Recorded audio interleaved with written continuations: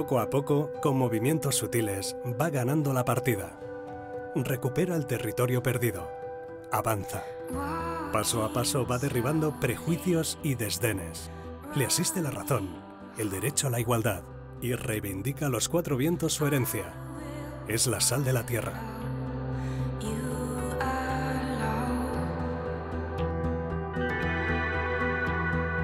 Las mujeres arquitectas no lo hemos tenido fácil. Hasta hace poco, esta era una disciplina de hombres.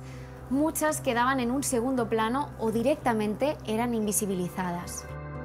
Charlotte Perriand, Lina Bo Bardi, Matilde Ocelay, Anna Heringer, Karma Pinós son solo algunos de los nombres que nos han inspirado y nos han abierto camino. Queda mucho trabajo por hacer, pero cada vez son más las mujeres que están diseñando el mundo que nos rodea. Ahora nos falta escucharlas.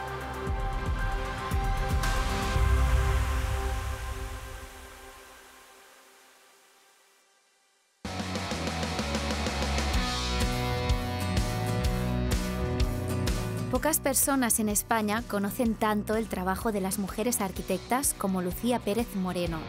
Lucía es arquitecta y profesora en la Universidad de Zaragoza, donde dirige un estudio sobre el papel de las mujeres en la cultura arquitectónica desde los años 60 hasta la actualidad. Bueno, es importante hablar de mujeres arquitectas porque todavía no hay una igualdad entre géneros en nuestra sociedad actual, ¿no? Tenemos una brecha salarial del 19% entre arquitectos y arquitectas, tenemos sectores profesionales muy masculinizados, otros muy feminizados, y también tenemos un mayor abandono profesional de mujeres arquitectas actualmente. Y esto es algo que no solo pasa en España, también pasa en otros países europeos, entonces hay una gran preocupación sobre esta situación.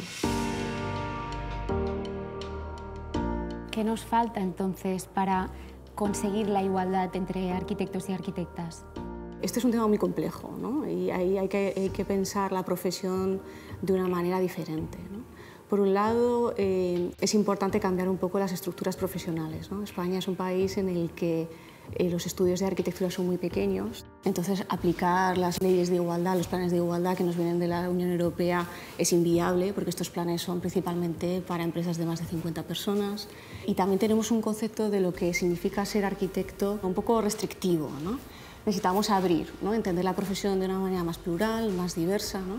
Porque normalmente se ha entendido ser arquitecto con ejercer la profesión de manera liberal, ¿no? Y con construir edificios de nueva planta, cuando tenemos otras muchas maneras de ser educados en la arquitectura y desarrollarte como un profesional en la arquitectura diferentes. Necesitamos introducir una mayor pluralidad en el propio concepto de qué significa ser arquitecto. Por suerte, cada vez son más las mujeres que hacen sus propios proyectos, que lideran sus estudios. Ponme algunos ejemplos actuales. Bueno, yo creo que hay arquitectas ahora que trabajan o solas o en equipos femeninos, ¿no? Que están de alguna manera utilizando el propio concepto de la feminidad como un arma creativa, ¿no? Y a mí eso me parece muy importante, ¿no? Entonces hay arquitectas como Marta Parra y Ángela Müller, ¿no? Que se dedican a la arquitectura hospitalaria y que lo hacen desde un entendimiento de la corporalidad femenina claro.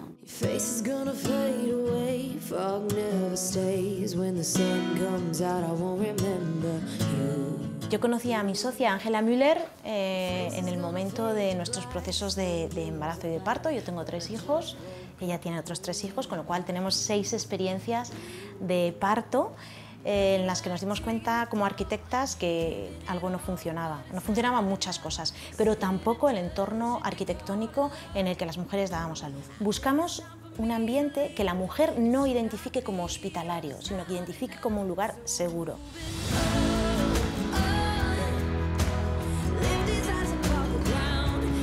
También nos encontramos con otras arquitectas que cogen estereotipos ligados a determinados estereotipos de la feminidad, estéticos, como el uso del color, el uso de lo floral, ¿no? Aspectos estéticos que están ligados a la feminidad y los están utilizando como un arma de proyecto claro, ¿no? Como por ejemplo el trabajo de Izaskun Chinchilla, que me interesa mucho precisamente por eso, ¿no?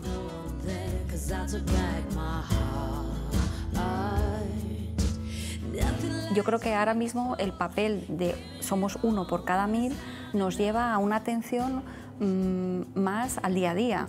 podríamos ser un arquitecto de cabecera para 1000 ciudadanos que se reformarán su casa, tendrán un hijo, añadirán una habitación, pero es ese trato de cercanía, no es de la gran infraestructura que representa el número de 1 de cada 100.000 o 1 de cada 10.000, es una tarea social diferente. Y yo creo que eso es todavía un cambio que, pese a la crisis económica, no hemos sabido interpretar como profesión.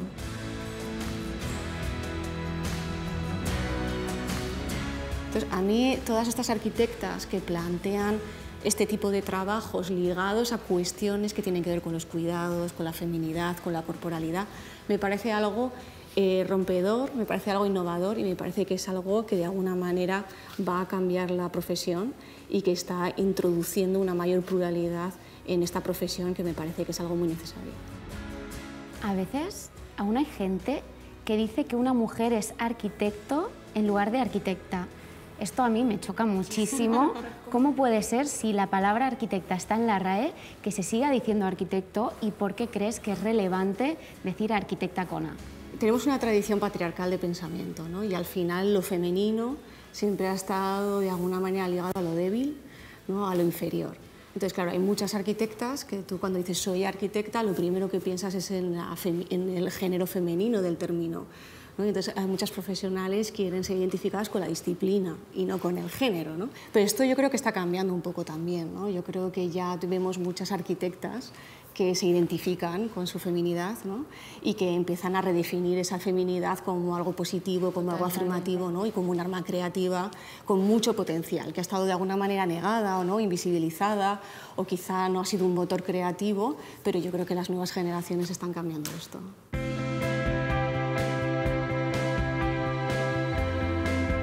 CaixaForum, en Zaragoza, es un edificio singular que está situado en una de las entradas a la ciudad. Fue diseñado por Carme Pinós, una de las arquitectas más relevantes en la actualidad, con la intención de conjugar la arquitectura y la escultura. La estructura del edificio está formada por 2 piezas elevadas y desplazadas entre sí. De esta manera se libera la planta baja y genera más espacio público.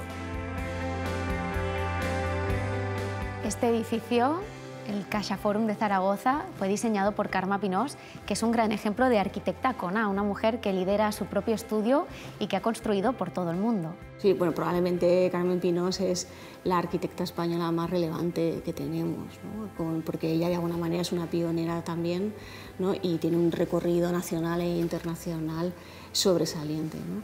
A mí es que Carme Pinós es que tengo que reconocer, es el primer libro que me compré cuando empecé a estudiar arquitectura, era una monografía sobre Carme Pinós, o sea que algo hay ahí, ¿no? Que siempre me ha atraído y me ha interesado mucho de su trabajo. La arquitectura, por descontado, es arte, ¿eh? Lo que pasa es que tiene una función social, que el arte también la tiene, ¿no? Pero el arte a lo mejor es simplemente esta voluntad de trascendencia. Nosotros en arquitectura resolvemos esta voluntad de trascendencia que tiene el hombre, pero también la cotidianidad, el pragmatismo. Detrás de la arquitectura siempre hay una filosofía de vida, y a los arquitectos nos toca interpretarla.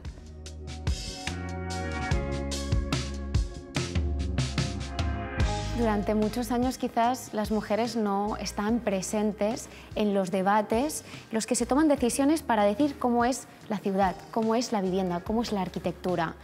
¿La ciudad sería diferente con nuestra mirada? Sin duda. O sea, tenemos que tener en cuenta que en la historia de la arquitectura, la historia de la ciudad, en el fondo está directamente relacionado con las relaciones de poder. En un momento determinado pudo ser la monarquía quien tomase una decisión, ¿no? Por ejemplo, cuando se hizo toda la apertura de Regent Street en Londres, ¿no? En otros momentos determinados tienen que ver con los grandes políticos, con los grandes técnicos, pero todas esas decisiones han estado tomadas históricamente principalmente por varones, ¿no? Entonces, obviamente, que ahora mismo nos encontremos con muchas más mujeres urbanistas, con muchas más mujeres políticas, con muchas más mujeres en posiciones de poder, hace que todo esto se tambalee, ¿no? Y que de alguna manera no se universalice el modo de vida de un determinado grupo, que suele ser el varón que va a trabajar con un horario estable, que tiene su coche privado, que es de alguna manera como se ha pensado la ciudad, sobre todo en el movimiento moderno, ¿no? En principios del siglo XX. ¿Cómo cambia la vivienda si aplicamos la perspectiva de género? Es muy importante que entendamos lo colectivo como algo de todos, no como algo de nadie, ¿no? Que es un poco una cuestión fundamental, ¿no? Y sobre todo que entendamos que nos tenemos que cuidar entre todos, ¿no? Y que nos tenemos que ayudar entre todos, ¿no?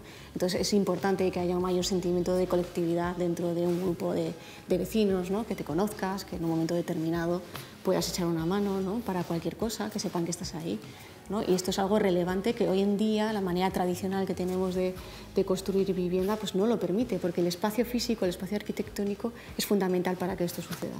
Es que realmente diseñar en clave feminista también es diseñar para todos los colectivos. Por supuesto, o sea, una de las bases fundamentales del pensamiento feminista es la igualdad de todas las personas, independientemente de su identidad de género, de su orientación sexual, de su raza, de su capacitación funcional. O sea, el feminismo busca la igualdad de todas las personas, ¿no? Y la idea de la inclusión es clave dentro del pensamiento feminista.